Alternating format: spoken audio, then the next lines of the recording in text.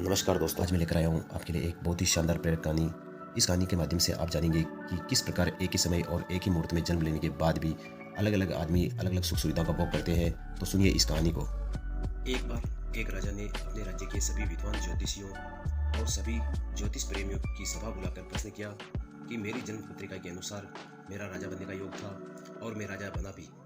लेकिन उसी घड़ी उसी मुहूर्त में और भी अनेक जीवों ने जन्म लिया होगा, लेकिन वे सभी राजा नहीं बन सके। ऐसा क्यों हुआ और इसका क्या कारण? राजा के इस प्रश्न से दरबार में उपस्थित सभी व्यक्ति निरुत्तर हो गए कि राजा साहब के इस प्रश्न का क्या जवाब दें कि एक ही घड़ी और एक ही मुहूर्त में जन्म लेने पर भी सबके भाग्य अलग अलग क्यों है। सबके सब सोच में पड़ गए कि तभी अचानक एक वृद्ध खड़े हुए और बोले, महाराज की जय हो। आपके प्रश्न का उत्तर यहाँ कोई नहीं दे सकता है। आपको अगर उत्तर जानना है तो आप यहाँ से कुछ दूर घने जंगल में जाएं, वहाँ पर आपको एक महात्मा मिलेंगे। उनसे आपको आपके प्रश्न का उत्तर मिल सकता है। राजा की जिज्ञासा और ज़्यादा बढ़ी और घोर जंगल में जाकर देखा कि एक महात्मा आग के ढेर के पास बैठकर अंगारे खाने में व्यस्त है। सहमे हुए राजा ने महात्मा से जैसे ही पूछा, महात्मा ने क्रोधित होकर कहा, तेरे प्रश्न का उत्तर देने के लिए मेरे पास समय नहीं है।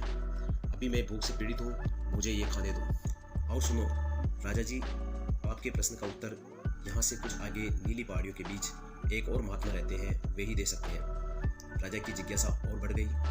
अंधकार और पहाड़ी मार्ग पार कर बड़ी कठिनाई से राजा दूसरे महात्मा के पास पहुंचा, किंतु यह क्या! महात्मा को देखकर राजा तो हक्का बक्का रह गया। दृश्य ही कुछ ऐसा था, वहां पर अपने ही मांस चिमटे से नोच नोच कर खा रहे थे। राजा को देखते ही महात्मा ने भी डांटते हुए कहा, देखते नहीं हो क्या, मैं यहाँ भूख से बेचैन हूँ। मेरे पास इतना समय नहीं है कि मैं आपके प्रश्न का उत्तर दूं। आगे जाओ, पहाड़ियों के उस पार एक आदिवासी गांव में एक बालक जन्म लेने वाला है, जो कुछ ही देर तक जिंदा रहेगा। सूर्योदय से पूर्व वहां पहुंचो, तो वो ही बालक आपके प्रश्न का उत्तर दे सकता है। यह सुनकर राजा बड़ा बेचैन हुआ कि मेरा प्रश्न तो बड़ी अजीब पहेली बन गया है, लेकिन उत्सुकता प्रबल थी। इसलिए राजा ने सोचा, कुछ भी हो, यहाँ तक तो पहुंच ही चुका हूँ, वहां जाकर भी देखता हूँ क्या होता है।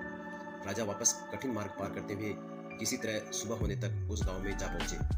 गांव में पता किया और उस दंपति के घर पहुंचकर सारी बात कही और जन्म लेते ही शीघ्रता से बच्चा लाने को कहा। जैसे ही बच्चा हुआ, दंपति ने नाल सहित बालक राजा के सम्मुख उपस्थित किया। राजा को देखते ही बालक ने हंसते हुए कहा, राजन, मेरे पास भी इतना समय नहीं है, किंतु अपना उत्तर सुन लो। तुम, मैं और दोनों महात्मा 7 जन्म पहले चारों आपस में भाई भाई व राजकुमार थे। एक बार शिकार खेलते खेलते हम जंगल में भटक गए। 3 दिन तक भूख प्यास से भटकते रहे। अचानक हम चारों भाइयों को आटे की एक पोटली मिली। जैसे तैसे हमने 4 बाटी सेकी और अपनी अपनी बाटी लेकर खाने बैठे ही थे कि भूख प्यास से तड़पते हुए एक महात्मा आ गए। अंगार खाने वाले भैया से उन्होंने कहा, बेटा, मैं 10 दिन से भूखा हूँ, अपनी बाटी में से मुझे कुछ बाटी दे दो। मुझ पर दया करो बेटा, जिससे मेरा भी जीवन बच जाएगा और इस घोर जंगल से पार निकलने की मुझ में भी कुछ ताकत आ जाएगी। इतना सुनते ही भैया गुस्से में भड़क उठे और बोले, तुम्हें ये बाटी दे दूंगा तो मैं क्या अंगार खाऊंगा?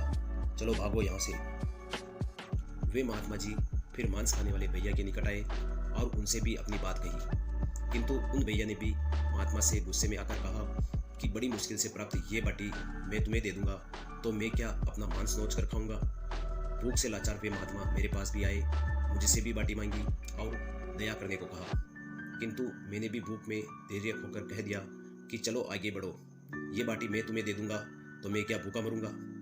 अब बालक बोला, अंतिम आशा लिए वो महात्मा आपके पास आए और आपसे भी दया की याचना की। सुनते ही आपने उनकी दशा पर दया करते हुए खुशी से अपनी बाटी में से आधी बाटी आदर सहित उन महात्मा को दे दी। बाटी पाकर महात्मा बड़े खुश हुए और जाते हुए बोले कि बेटा, तुम्हारा भविष्य तुम्हारे कर्म और व्यवहार से फलेगा।